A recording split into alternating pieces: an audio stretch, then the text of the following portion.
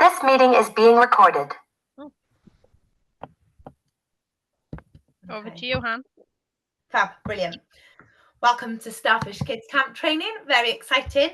I know that some of you have been to camps in America before, but you wanted to join on to our training for kind of the newbies here as well, which we really appreciate because I understand obviously there are cultural differences. So please feel free to stop and ask us any questions at any point. That goes for all of you. So yeah, why are we going to do this training?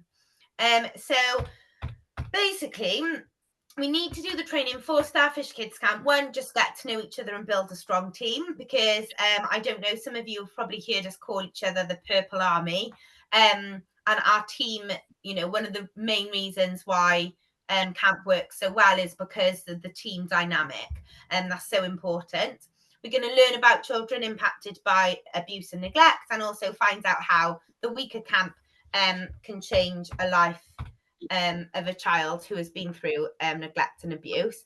This is for all the training, you know. So obviously when you get to meet the rest of the team, they've done this bit before and they've done the other trainings before as well. So we do use quite a lot of tech terminology. So some of them might be the same as the American camps, but we'll just go through a couple of these. And Sarah, if you want to throw any in at this point that I haven't put on here. So yeah, you'll hear us talking about a story of the one, or you'll see those initials as SOTO, and that is a story of a camper, a child who has attended camp that has really impacted you. So that might be because God has really highlighted something in that moment, or that might be because it's just really impacted you as a person. And we do encourage you to remember those, to write those stories down, and just to really see, yeah, how things impact the children and our volunteers in a positive way. Blessed are the flexible. Somebody said a version of this. It was you, Mason, wasn't it? You said a version of this in your interview, and I was like, oh, that's better than ours. What did you say? I said, be fluid because flexible's still too rigid. Oh, I know. I was like, oh, challenge, but I love it. So yeah, blessed are the flexible. The next bit is for they shall not be broken. And that's really important because, you know, camp is hard and can be really tricky, but it's helpful to just remember, I'm going into this, yes, we have a plan, but actually we need to be ready for things to change and ready to respond to that. Too deep, quite random, our context. That means that's to do with our rules and our safeguarding policy. So that means that adults are never on their own with any child at any time. So there always has to be 2 trained volunteers with you if there's children around at any time. So it's not going to be 1 volunteer and 1 child, 1 volunteer and 12 children. It's always going to be 2 volunteers whenever the children are around at all times. If you hear us talking about Des Eyes, that's to do with a role at camp. We all take it in turns to do the Des Eyes role. That means, you know, I just explained about the 2 deep. Your job as a Des Eyes will be to make sure everyone is in ratio in that 2 deep. So at camp, how that physically looks is people who are on Des Eyes wear a purple cap. And it'll be on your schedule anyway, telling you your Des Eyes, you wear a purple cap, you have a radio, and your job is to kind of, you know, still interact and engage and be present, but also your job is to be watching the room, watching the session, making sure everybody's okay, everybody's happy. And if you do see any children running off, you know, obviously you look at the big, is their big going, to make sure that that 2 deep rule is in place. Those kind of things will make more sense as we go through the other training sessions as well. Nights, we do night shifts at camp, so you'll hear us talking about nights. Abuse, we use the terminology abuse in our Starfish Kids Camp to cover all forms of abuse. That goes right from sexual abuse all the way through to neglect. That covers all the forms of abuse. Trauma is then the impact of that. So as you all know, people go through trauma in their lives. That could be the impacts of the abuse or a traumatic situation that might not necessarily be a category of abuse, if that makes sense, like a traumatic event that could have happened in their lives. 30-30 time is just quiet time. 30 minutes to go and like free choice and 30 minutes quiet. And the J zone at camp is the zone, the area that we go in to do all the singing and dancing and the storytelling, and we call it the J zone. J for Jesus, because we're that cool. Have I missed any important ones on this, Sam? No? Okay, fab. Is that okay so far? Yeah. Well, okay. That lovely Bryony, there she is. Thanking you all for volunteering. As you know, we absolutely couldn't do this without you, and your sacrifice really to come and volunteer makes such a difference to the lives of the children. But also your willingness to say yes and to, you know, step out of the boat into the unknown is amazing. And we'll always encourage everyone to just be praying and saying to God, look, please open my heart to what you want me to see, to learn, to hear, to say, to do. And if you're feeling brave, and again, I'd encourage you to do this, ask God to break your heart for what breaks his, and he will. Okay, so history. So in 1984, a guy called Wayne Tesh he was invited to develop a camp for the terminology they used was underprivileged kids in California. I can't remember if he was a kids pastor at that point or a youth pastor. I can't remember, but he was involved in a church, and they said, look, let's do this camp. Can you do a camp? Wayne had a vision. So God gave him a vision, and he was at a camp, and as he looked out at the faces of all the children, they were faces of children from all different nationalities, different ethnicities, different backgrounds, all different cultures. And that was kind of his vision, the vision God gave him to start the camps, and they were called Royal Family Kids Camp. And as you can see from the timeline, then in 1990, they started as Royal Family Kids Camp, became its own thing rather than just an individual camp. So by 2010, as you can see, there were 175 camps across the US, and they were operating in 9 countries. And yes, gosh, 66,500 campers served since 1985, which is brilliant. So how did it come to the UK? Well, in 2016, Brian and Misty Elliott, they are Assemblies of God missionaries. They came on mission to Wales, and they brought the Royal Family Kids Camp model from the US. They brought it over with them, and they planted Capital City Church at that point. And Capital City Church Cardiff launched the first camp in the UK. There was a group, there was 4 of us, and we went to training in Texas. So hot. Never experienced heat like it. But we went to training in Texas, and it was amazing. And yeah, we've been running ever since, which is a miracle by of its own, really. In 2018, we had to change our name to Starfish Kids Camp. And then Brian started the Starfish Alliance charity. So something that isn't on here, which is really exciting, is this year we have our 2nd camp within Wales, which is amazing. So obviously the heart of this is that Starfish Kids Camps grow all over Europe.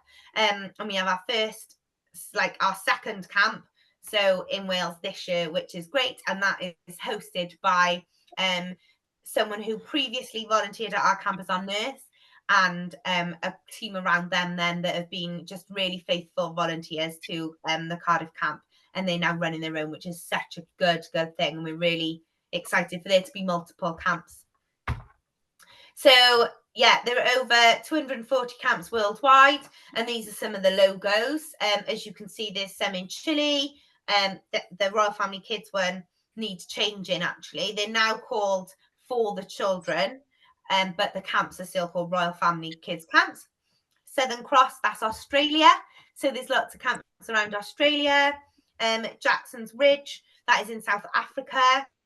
There's a Nambia camp, all over, all worldwide, which is amazing that we get to be a part of that too. Why are we called Starfish Kids Camp? So it comes from a story. So the story, obviously you can read it yourself, but in short is that one day this man was walking along the beach, and he noticed a boy who was walking up and down the beach, picking things up and throwing them back in. And he said, what is he doing? And the boy said, well, all these starfish have washed up on the shore, and if I don't throw them back in, they'll die. And there was so much beach and so many starfish. And the man said to this boy, but there's so many starfish, you're not going to make a difference. You can't. And the boy looked at the starfish in his hand and he threw it back into the sea and he said, I made a difference to that one. And that's why we're called Starfish Kids Camp, is because it is about making a difference to the one. Why do we do what we do? First of all, God tells us to do so. We talk a little bit later in this PowerPoint about the biblical stance. But yeah, it's really that simple. Is God tells us to do it, to be Jesus to the campers and their families. And I know this is quite a cliche saying, but I heard someone say it, years ago, and it is true. Like, we might be the only Bible these kids ever read. Like, we might be the only Christians they ever come across in their lives. We might be the only people that are able to have that tiny moment to be good examples of Jesus to them. And what a privilege, but also let's not waste that. And also then some practical things that enable the children to experience opportunities they might not otherwise get. We do loads of stuff at camp, and the children often say they've never done it before. I think sometimes we think here in Wales, of course the children have been swimming, of course they've had a birthday party, of course, they've climbed up a climbing wall, but actually for lots of children that's not true. They can't swim, maybe their parents can't swim, so they've never taken them. They do get to do lots of firsts at camp, which again is an absolute privilege. To promote healthy family relationships. So as you probably know now, we talk about the different roles at camp, and we use family names, so aunts, uncles, cousins, grandparents, and it's just to show children what a healthy family looks like. And again, I know sometimes we think, gosh, like, there's so many starfish washed up on the beach, how is it going to make a difference? But actually, if one of those children says, I'm going to run my family in the future and then we're going to have healthy relationships, then it is absolutely worth it. And we will see this year and last year that does happen, because 2 of our volunteers were previously campers, which is amazing. To help the children, to learn that there's a purple army for them, and a God who is for them. They might not know. They might not know that the God that made the whole world is for them, but also to know. And when you see everybody together, you feel empowered as an adult, never mind as a child, thinking, there's this group of nutters and they actually all really care about me. And to know that there are people out there that do. And just to let the children be children in a safe and supported environment, really. Just the question on this: why are you volunteering? You don't necessarily have to. Everyone doesn't have to share with everyone, but I wonder if anybody is comfortable to just share. Maybe 1 or 2 of you is comfortable to share why you are volunteering, why you want to come to camp. I don't know. I don't really want to pick on you, but I will if I have to.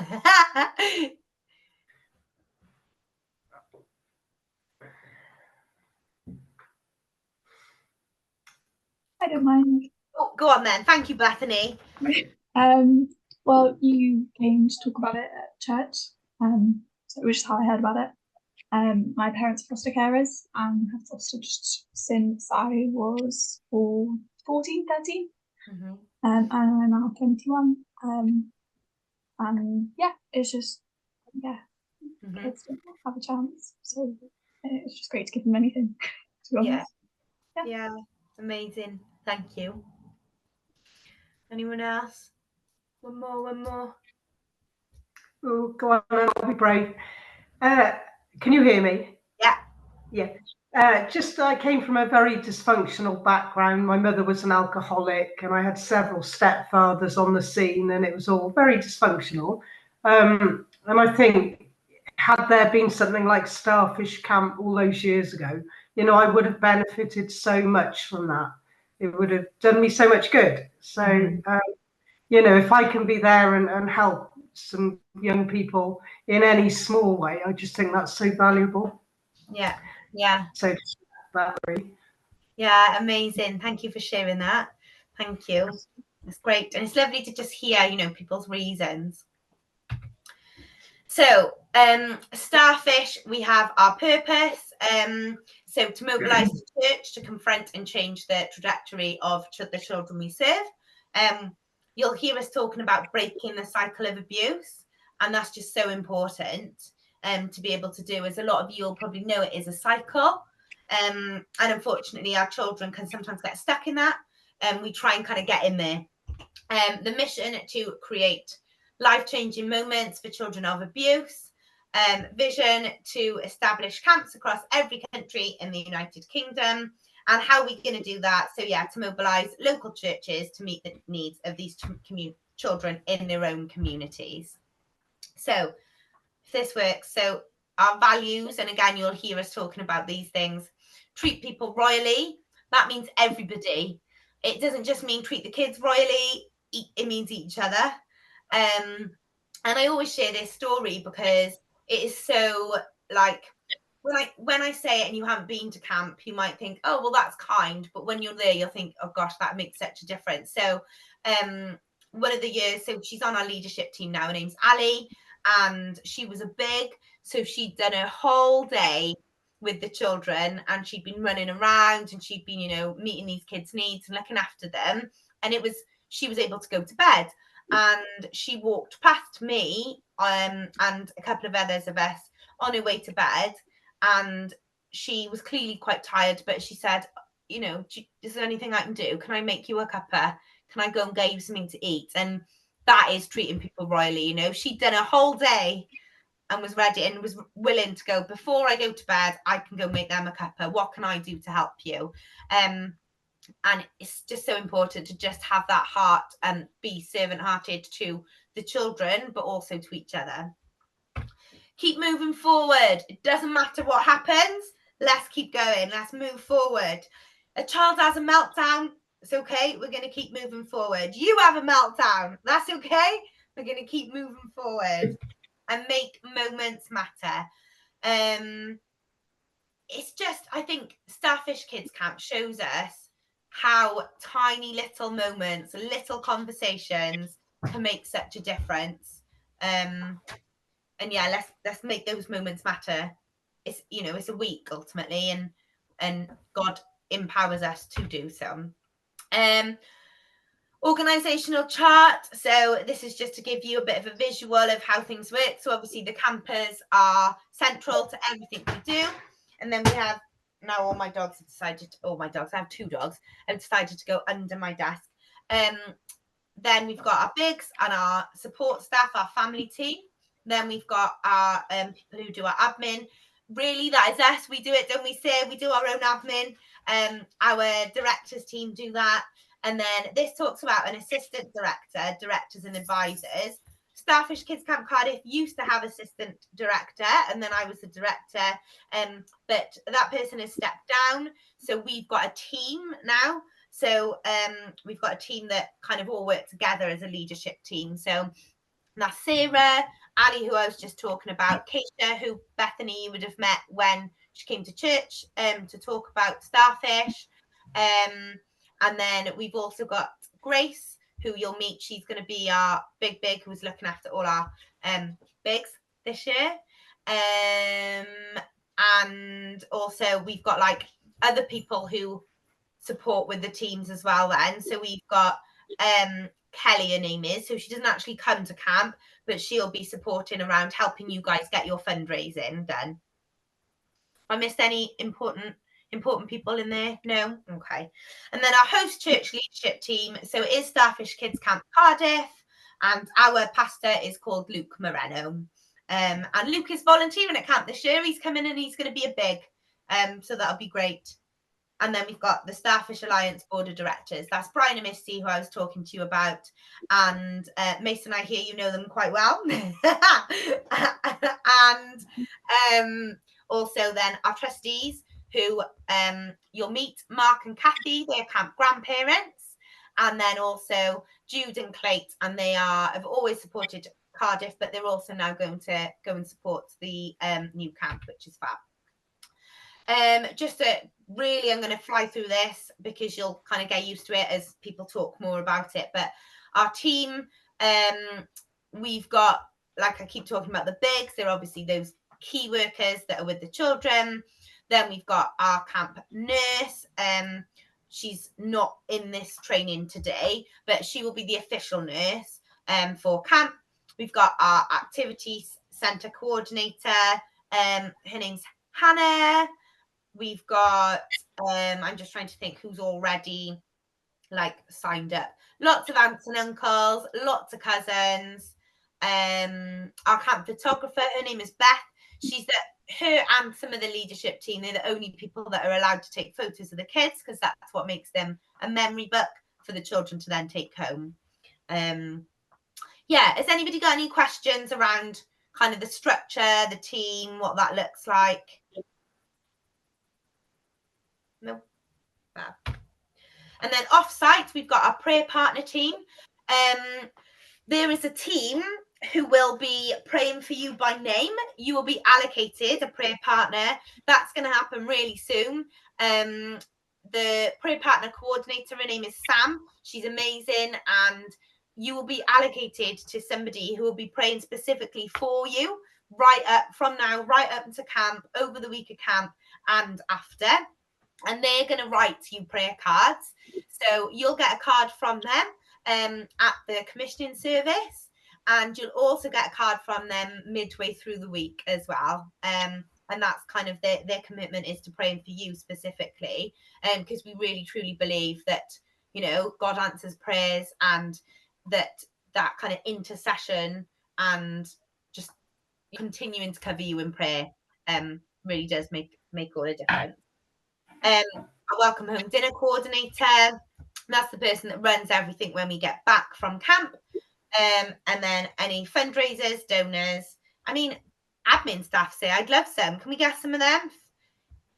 All over You could make that happen. That'd be great. Yeah, that'd be nice.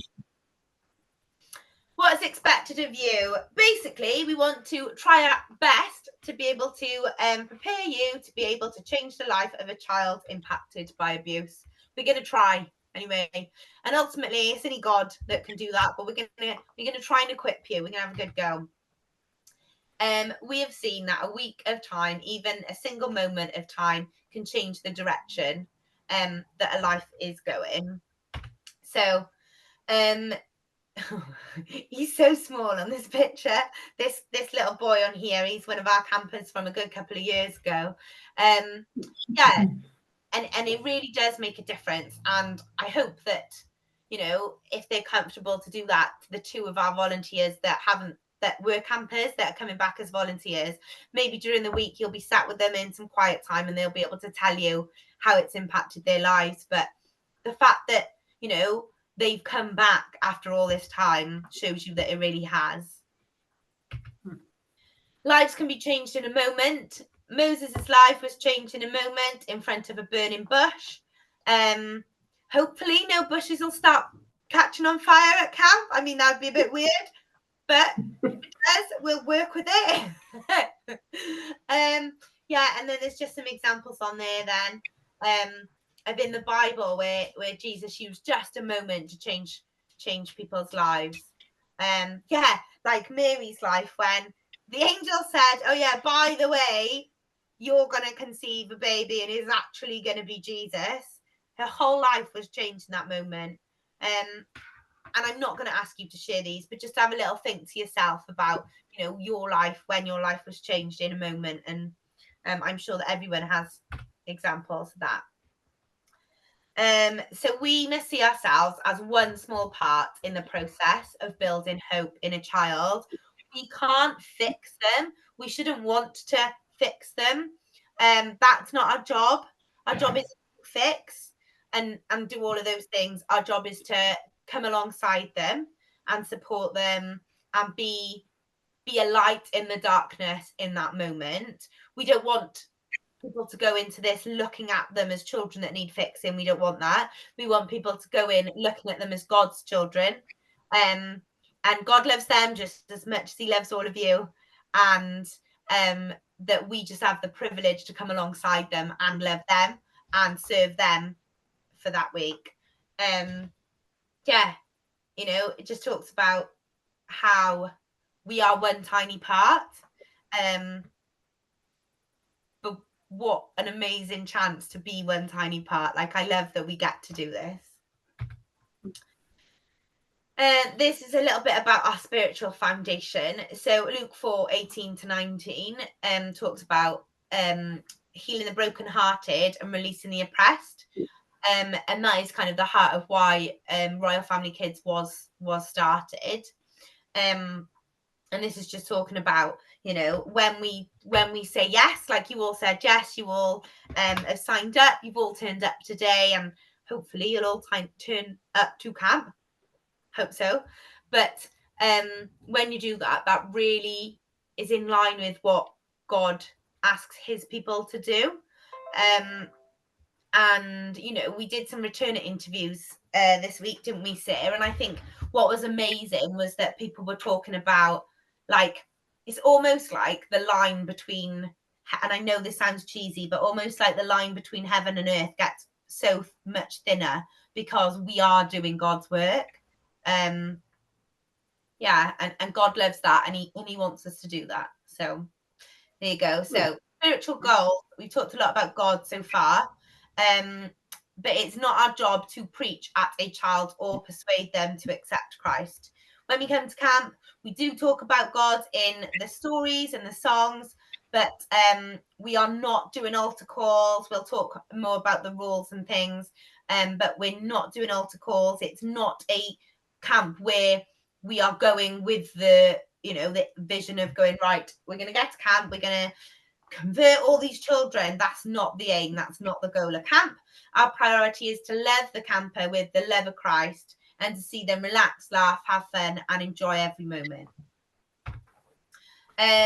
Yeah, Jesus with skin on, being Jesus, and we talked a bit about that. Children watch your responses and reactions, and I think this is again really important, is that, you know, I'm obviously saying we're not preaching at the children, we're not making them say, yes, I believe in God. We're not making them read the Bible, but they're going to look at you and they're going to know something is different. And they'll ask you. Some of them won't, some of them will.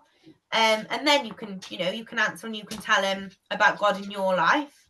But it's just, yeah, they know that, you know, we are different to what they might have seen or see. And I'm not saying that, you know, that some of them have really lovely foster carers, and that's great. But the whole point of, you know, camp is to give them that week where they get to be holy themselves, really. So we are a faith-based camp, as I talked about, and we operate under a Christian ethos.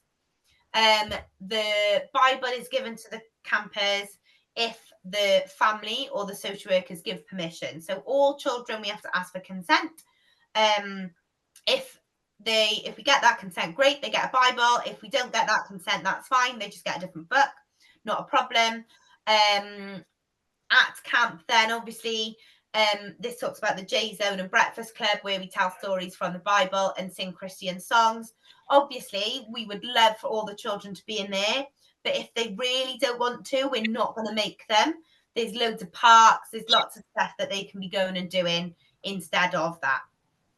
We're not forcing any kind of our, you know, biblical kind of preaching on them. We're not doing that. And the reason why is because, where is it? Is because, there you go, it could be considered spiritual abuse to manipulate, pressure, or force campers to feel like they have to pray or raise their hands to make a decision that they probably don't even understand. And as you know, these children have all been through trauma and abuse, and we don't want to add to that. So just going back to this bit, our campers are not church kids going to camp.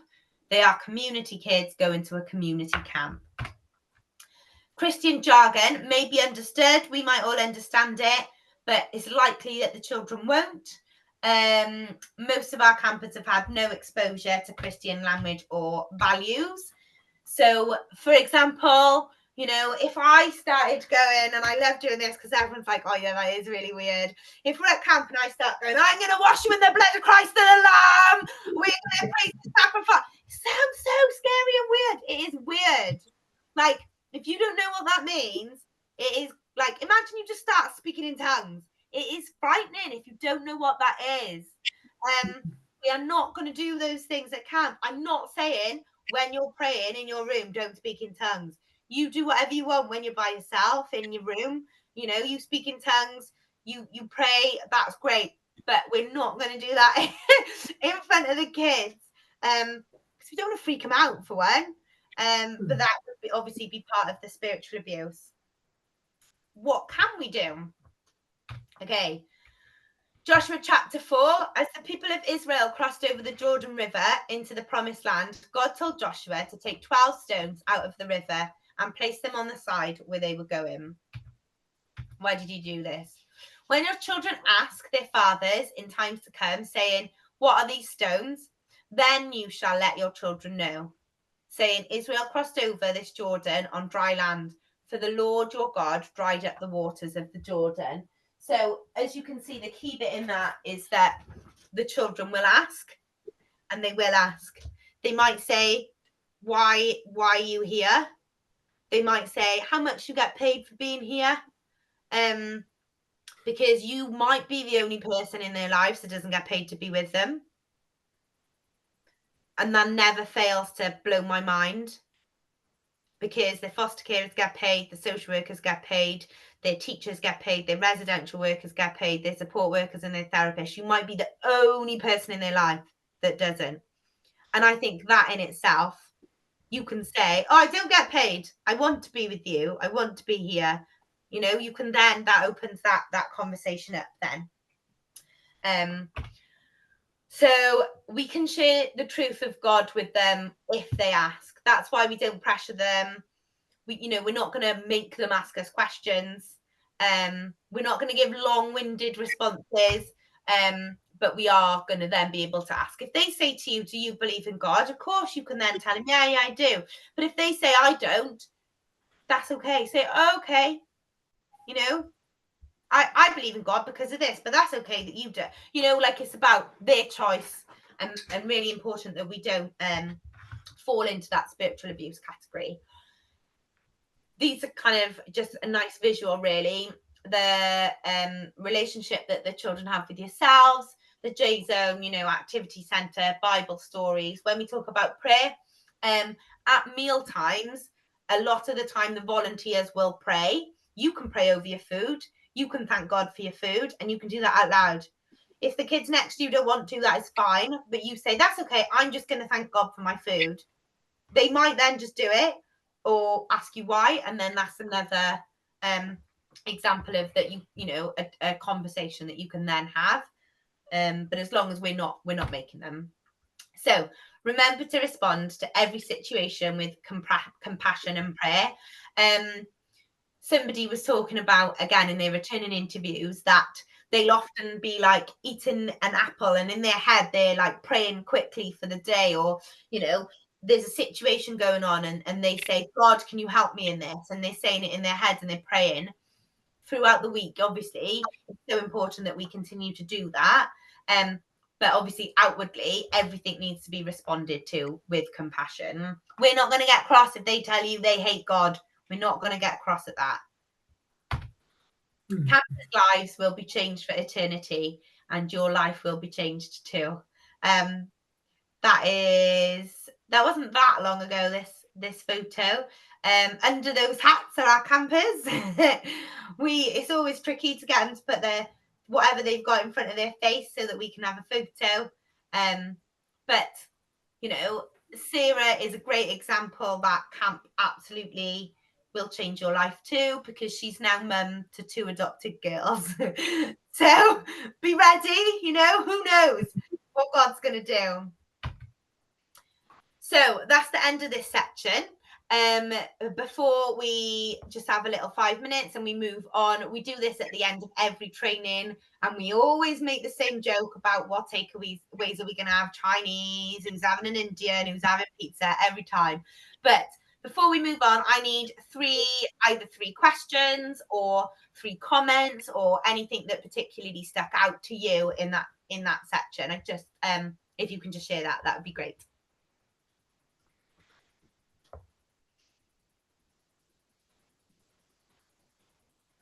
And we will awkwardly sit here for 3. So by the end of the training, everyone's like, "This is my 3 for 3," and they just give it to you. It all seems very well structured and well organised, and just like every area is covered, and the fact that we get prayed for, that's amazing. Yeah, so that stood out to me. Yeah, Brill, thank you. 2 more.